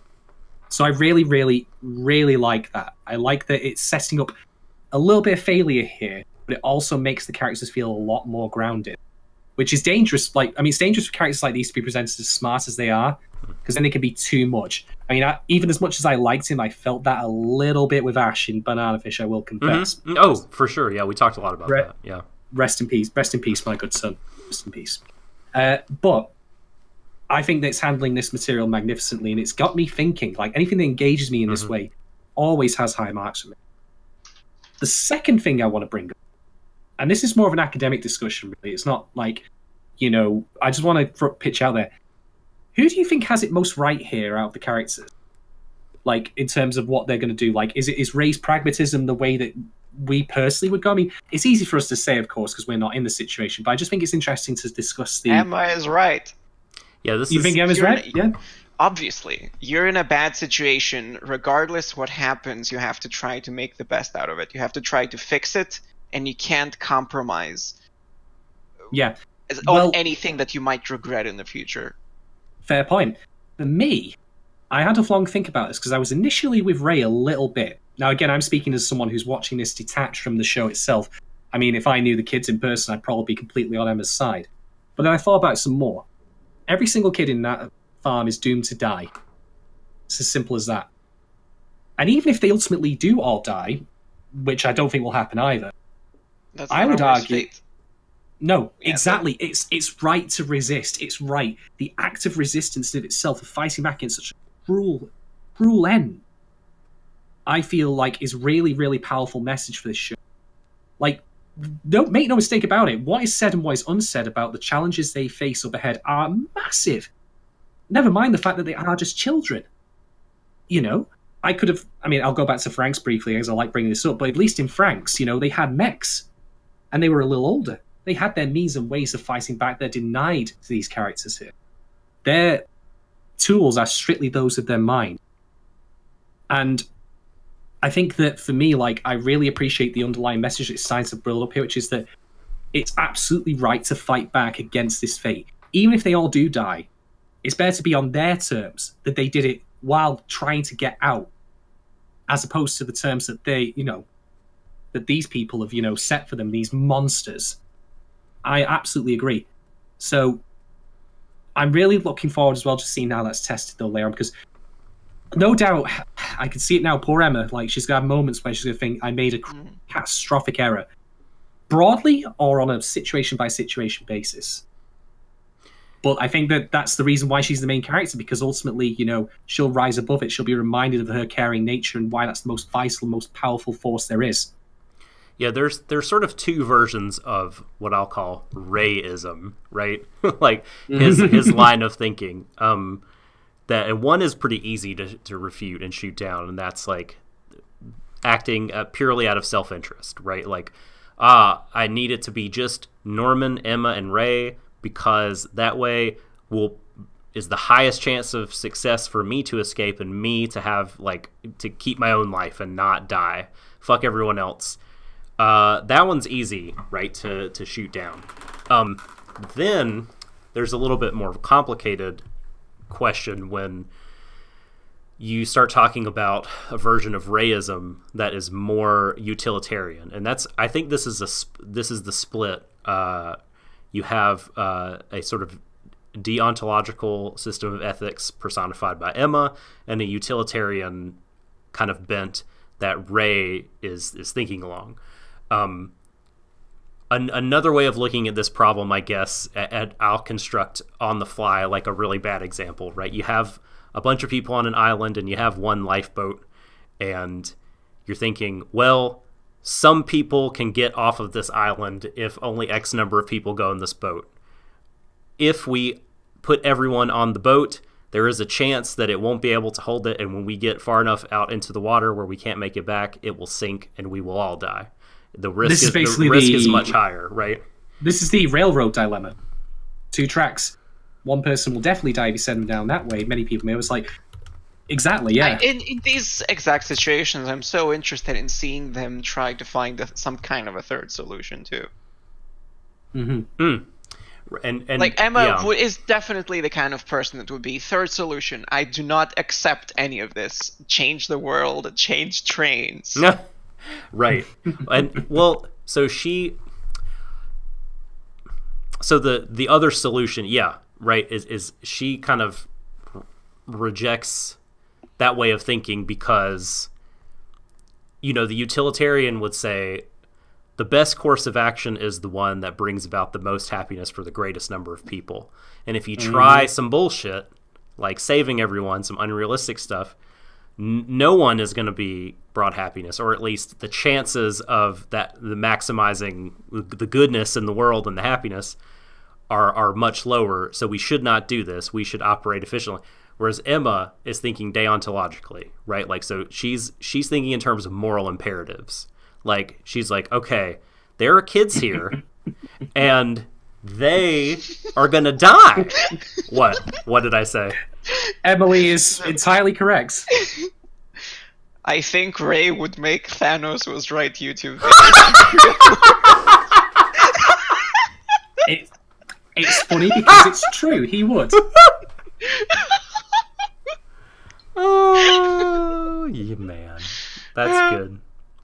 But yeah, so Emma's very much thinking in terms of moral imperatives, like that you have kids here, and to leave them here would be like just an incredibly immoral, an awful act, like such that like I'm compelled, like I can't do this and be a good person. I can't live with myself if I make this decision. So we got to just figure this shit out because everyone's good. And it's, you know, I'm not saying this is like, you got to pick a side or whatever, but like, I think it's interesting to look at the different approaches.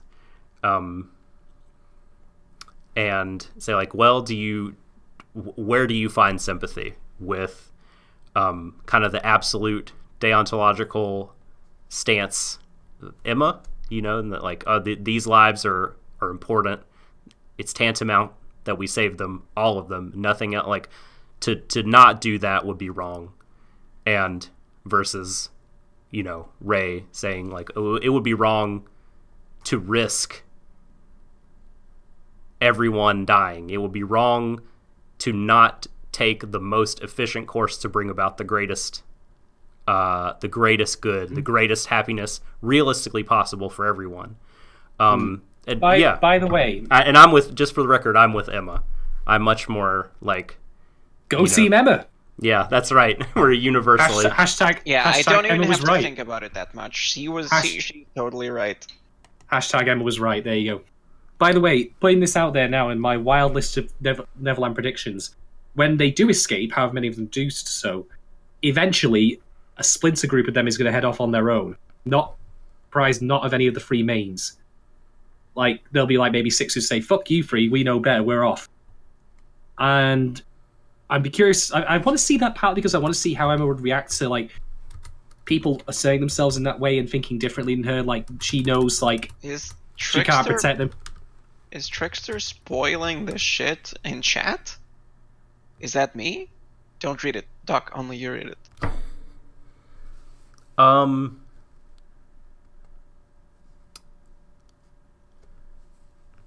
I think I can't tell if he's like just projecting or like.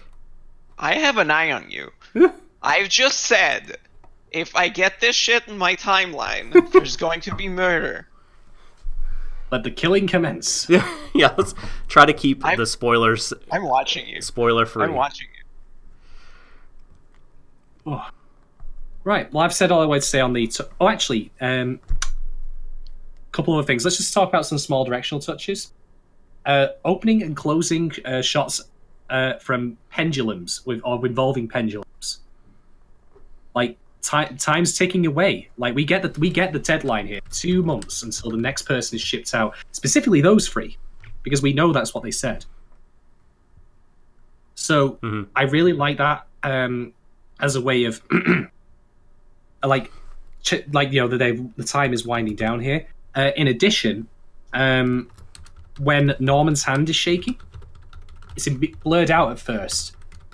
And that serves really well to contrast how we initially think that he's cool, he's handling this.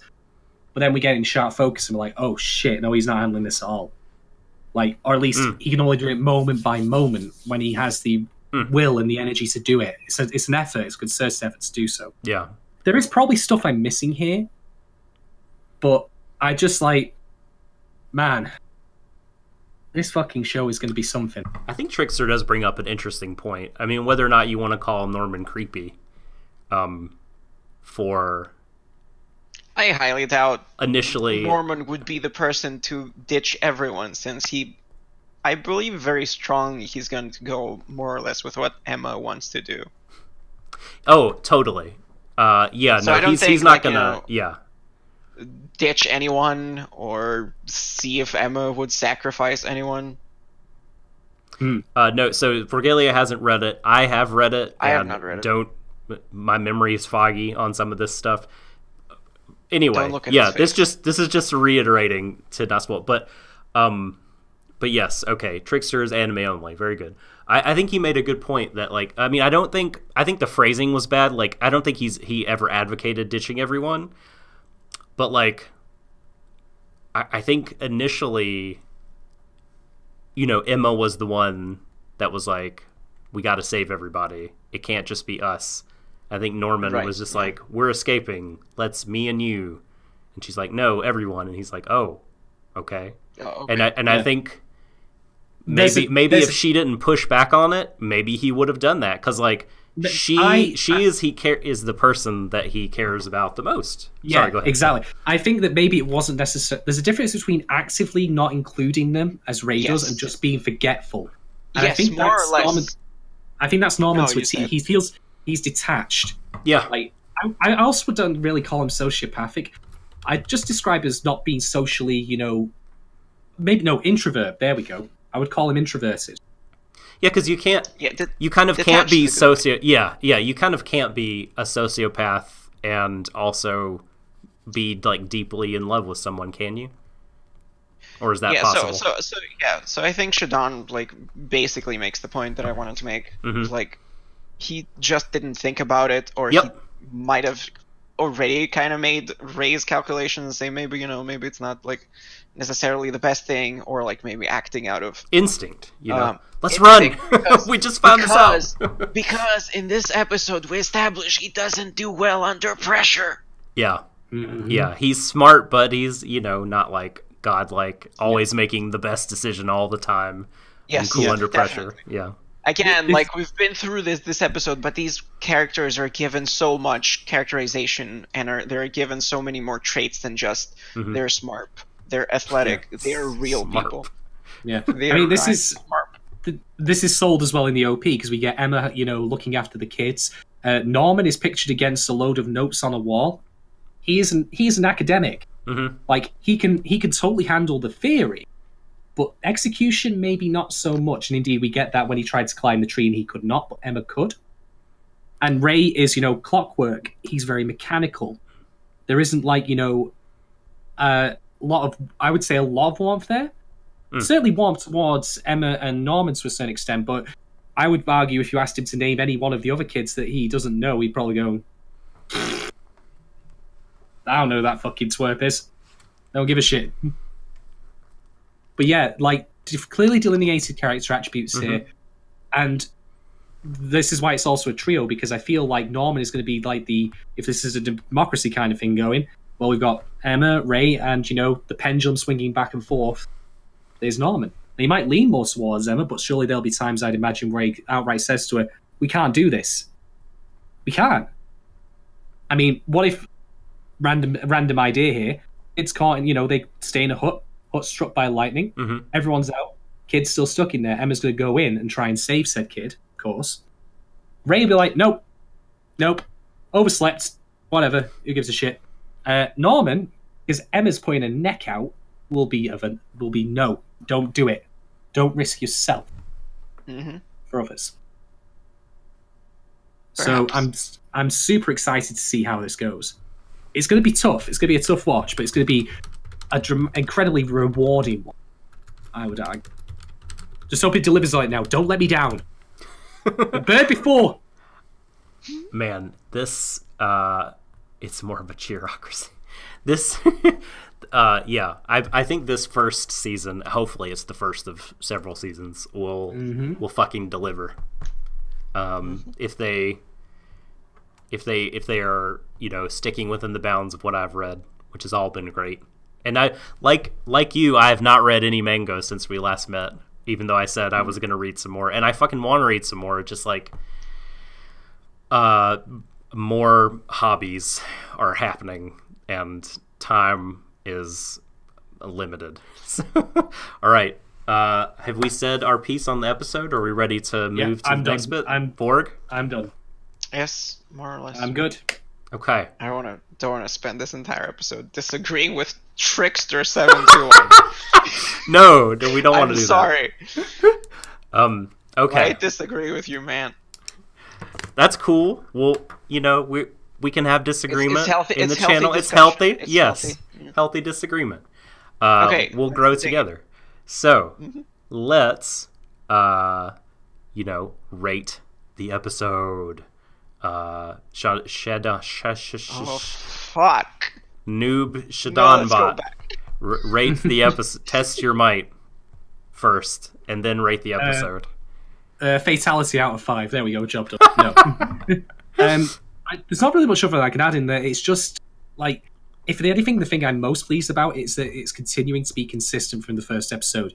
Yeah, we're only 2 episodes in. Yeah, things can go downhill quickly depending on how it's executed. Never mind the quality of the original source material. But it's still super strong. It's still super effective. Delivering on all the things that I want out of the show. It's got direction there. I think Vorg is possibly being devoured by her sleeping bag or possibly her bed. She's sanding something. How's that woodwork really going? Coarse, and it gets everywhere. I'm sorry. We're back to that. My new chair is a bit noisy. All right. Okay. So anyway, I will rate this episode in the end probably, I think, the same as I did the first one, which was 4 out of 5. Alexa child trackers, so you can eat them, out of 5. Vorg, how about you? Or would you like me to go? I give the episode 4 Meiji high lemon candy out of 6, and also I give it 2 bags of popcorn extra. Lovely, I like it. Nice. Salt or sweet? I'm gonna give it half and half. I'm gonna give it 4.25 old tablecloths turned into rope out of 5. Mm-hmm. It's very good stuff. Very, very excited to see. If you weren't here last time, I hate rating shit. Yes. So don't take. I really love this episode. This entire thing is my recommendation. Yeah, hate numbers. I hate you. I mean, no, wait. Fuck. The programmer hates numbers, everyone. All right, let's revisit Twitter poll. the Twitter. Here are the polls from this week, episode 2. Is Mom the scariest one? So far, 45% vote yes, 33% going with hell yes, and 22% going with my personal choice, fuck yes. Wow. Is Norman... You're in the minority. I know. It's We're running the show now. It's an okay unfamiliar position for me. It's okay for people to be wrong. Yeah, right. Is Norman yandere? 67% say maybe. Those are the polls. I'm one of those people that said maybe, and I really wish it's not the case. We'll see. We'll see going forward. I'm sorry, I spoiled my vote, but we'll see. Borg's rating is 7 out of 5, says Yukinon. Mm-hmm. Okay, that the math checks out. Yeah. Yes. All right. So, Vorgelia, where can people find you on the internet if they want to talk to you more and spoil the Promised Neverland for you inadvertently? If you send me that shit, I will kill you. I mean, you put the Twitter names in the thing. Mm-hmm. That's a great idea. I think where did that come from? I think you've come up with a wonderful thing. Well, is there anything else you have going on? Will you be on any streams? You can find me at Vorgelia or twitch.tv/Vorgelia. Sometimes I play Tekken. We should upload those Tekken streams if you're talking over them.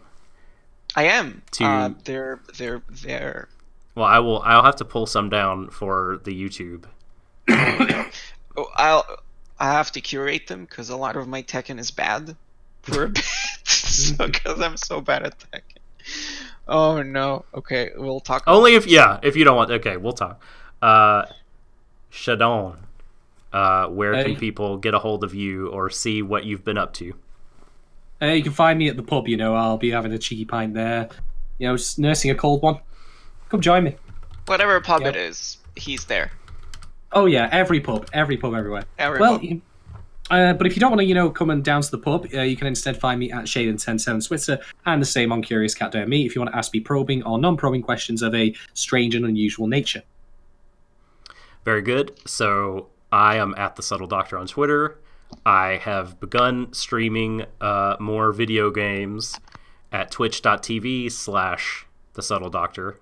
I was streaming the games on YouTube, the Warui Deshou YouTube, and I'm still putting the VODs there. I've completed a playthrough of The Missing: J.J. McField and the Island of Memories, which was amazing. And I'm actually working on writing a YouTube script for that. I'm going to put together a video essay about that. And it depends. The title of it may be a little spoilery, so I won't say it here, just because, if that game, if you're interested in not being spoiled, that game is a fucking incredible narrative experience. You do realize that title will come up on everyone who's subscribed to the channel. So you have to pick a better title. Because just by subscribing to the channel where you put that essay on, they'll get the title. I know. And also the spoilers. Yep, then that's fine. I'm okay with that. Play it now. Play it now before I finish this. I'm still in the early stages. I'm still writing. What game is it again? The Missing. The Soul Doctor played this visual novel. What happened next will strike you. What game is it? It's called The Missing. J.J. McField and the Island of Memories. It's the new sweary game from White Owl Studios. Yeah, it came out in October. The French champagne. I have never played any other swear games, and this one blew me the fuck away. It's only about between 5 and 7 hours. It's not a long game, but God, I don't think I've played any sweary games. Trickster watched me play almost all of it, so he knows the deal with it. Deadly Premonition. He's Deadly Premonition. He's D4. Dark Dreams Don't Die. Yeah, I've seen them. I get him confused with Suda51. Yeah, those auteurs, these weird sort of quirky auteurs. Weird dudes, copyright, trademark. Small weird Japanese humans. So there's that, and I've also I've started another podcast about wrestling. Oh fuck! You harlot! Are you cheating? Absolutely, yes. You harlot! I'm cheating on you all with David Majors, friend of the show, DJM. I will kill you. He does an anime podcast called Anime Podcast of some sort. But we started a wrestling podcast called Grappalicious. Yes, it is in fact called Grappalicious. And we're actually recording episode 2 tomorrow. But nice. It's at Grappalicious on Twitter. It's like not if I have to do anything about it. Oh no. You should be able to find that. We're doing it through Anchor, and so I'm if I was doing this manually like I did with Warui Deshou, it would already be on iTunes and stuff, but I'm sort of, to not fuck up the process and systems and the platform, I'm letting it take care of that part, so hopefully it'll be on iTunes soon. It's in some other places, but if you go to anchor.fm/Grappalicious, you can sub to a couple different other things, or just do the Twitter. Anyway, that's all my plugs. Smash that like and subscribe button. Something very important that Doc missed. He has a very weird Twitter account right now. It has a bunch of balloons and shit. I don't know what that's all about. Yeah, you should is a go bug. Look at his Twitter. It's so weird. I didn't realize you were a helium enthusiast. They all float down here. I coded I coded a little script because I love helium. So, and some balloons. cross-site scripting, some code injection to get some balloons. Yeah, it's my birthday. Today's my birthday. Fuck! Oh my god! Yeah. Happy birthday, Matt. I'm very old. I'm 35 years old. Whoa. And I still get mistaken to That be... explains a lot. I still get mistaken as like a college student where I work. Really? Or like a Nice. 20-something. It's not You're doing nice. well. You're doing well. You're doing very well, yeah. I guess so. The beard hides a lot of stuff, maybe. Hey, I don't look at Dale's face. You think they're just wrinkled? Just like... Yes, it's just some on wrinkles. the points where you have the beard. Only there is like a ton of wrinkles. Scars and He wrinkles. looks like Salacious Crumb from Star Wars. If you take the beard off. Dude, my son loved Salacious Crumb. He had a Salacious Crumb little toy. Loved to look at pictures. We printed out all these Salacious Crumb pictures for him to look at. He loved it. Nice. He loved it when he was very young. Oh, Oh, that's sweet. That's so pure. Kids are weird, dude. What they like attached to? It's. I don't know where Hey, this. it's the laugh. It's the laugh. It's gotta be. It's so pure. It is very pure. I think we probably still have that Salacious Crumb toy. I'm sorry. Oh my god. Don't kill me like that, dude. I used to work with someone who, like, every single year on my birthday, they would be like, "Wow, your birthday's on 1-2-3. Isn't that something?" Like, every year! Every Sorry, year! it's 3-1. What are you talking about? Oh, that's right, yeah. We have the archaic, right, yeah. Why would you put month first? I don't understand. This is the way we do it in the States. Month, date, year. I know, it's weird. I also think it's weird. The absolute state of these states. Oh my It's god. bad. All right.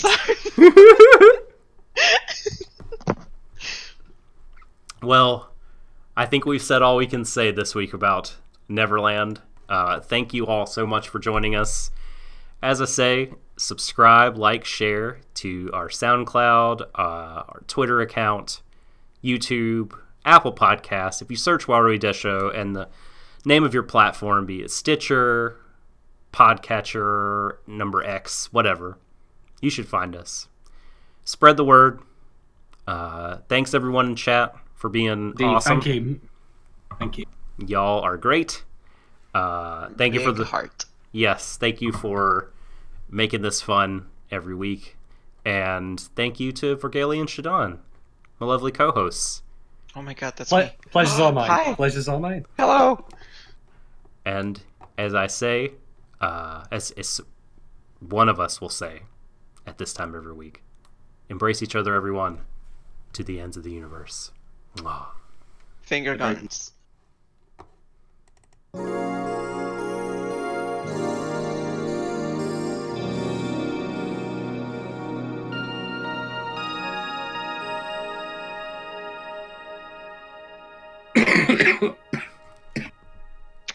Are we off the air? Can I tell you my social security number now?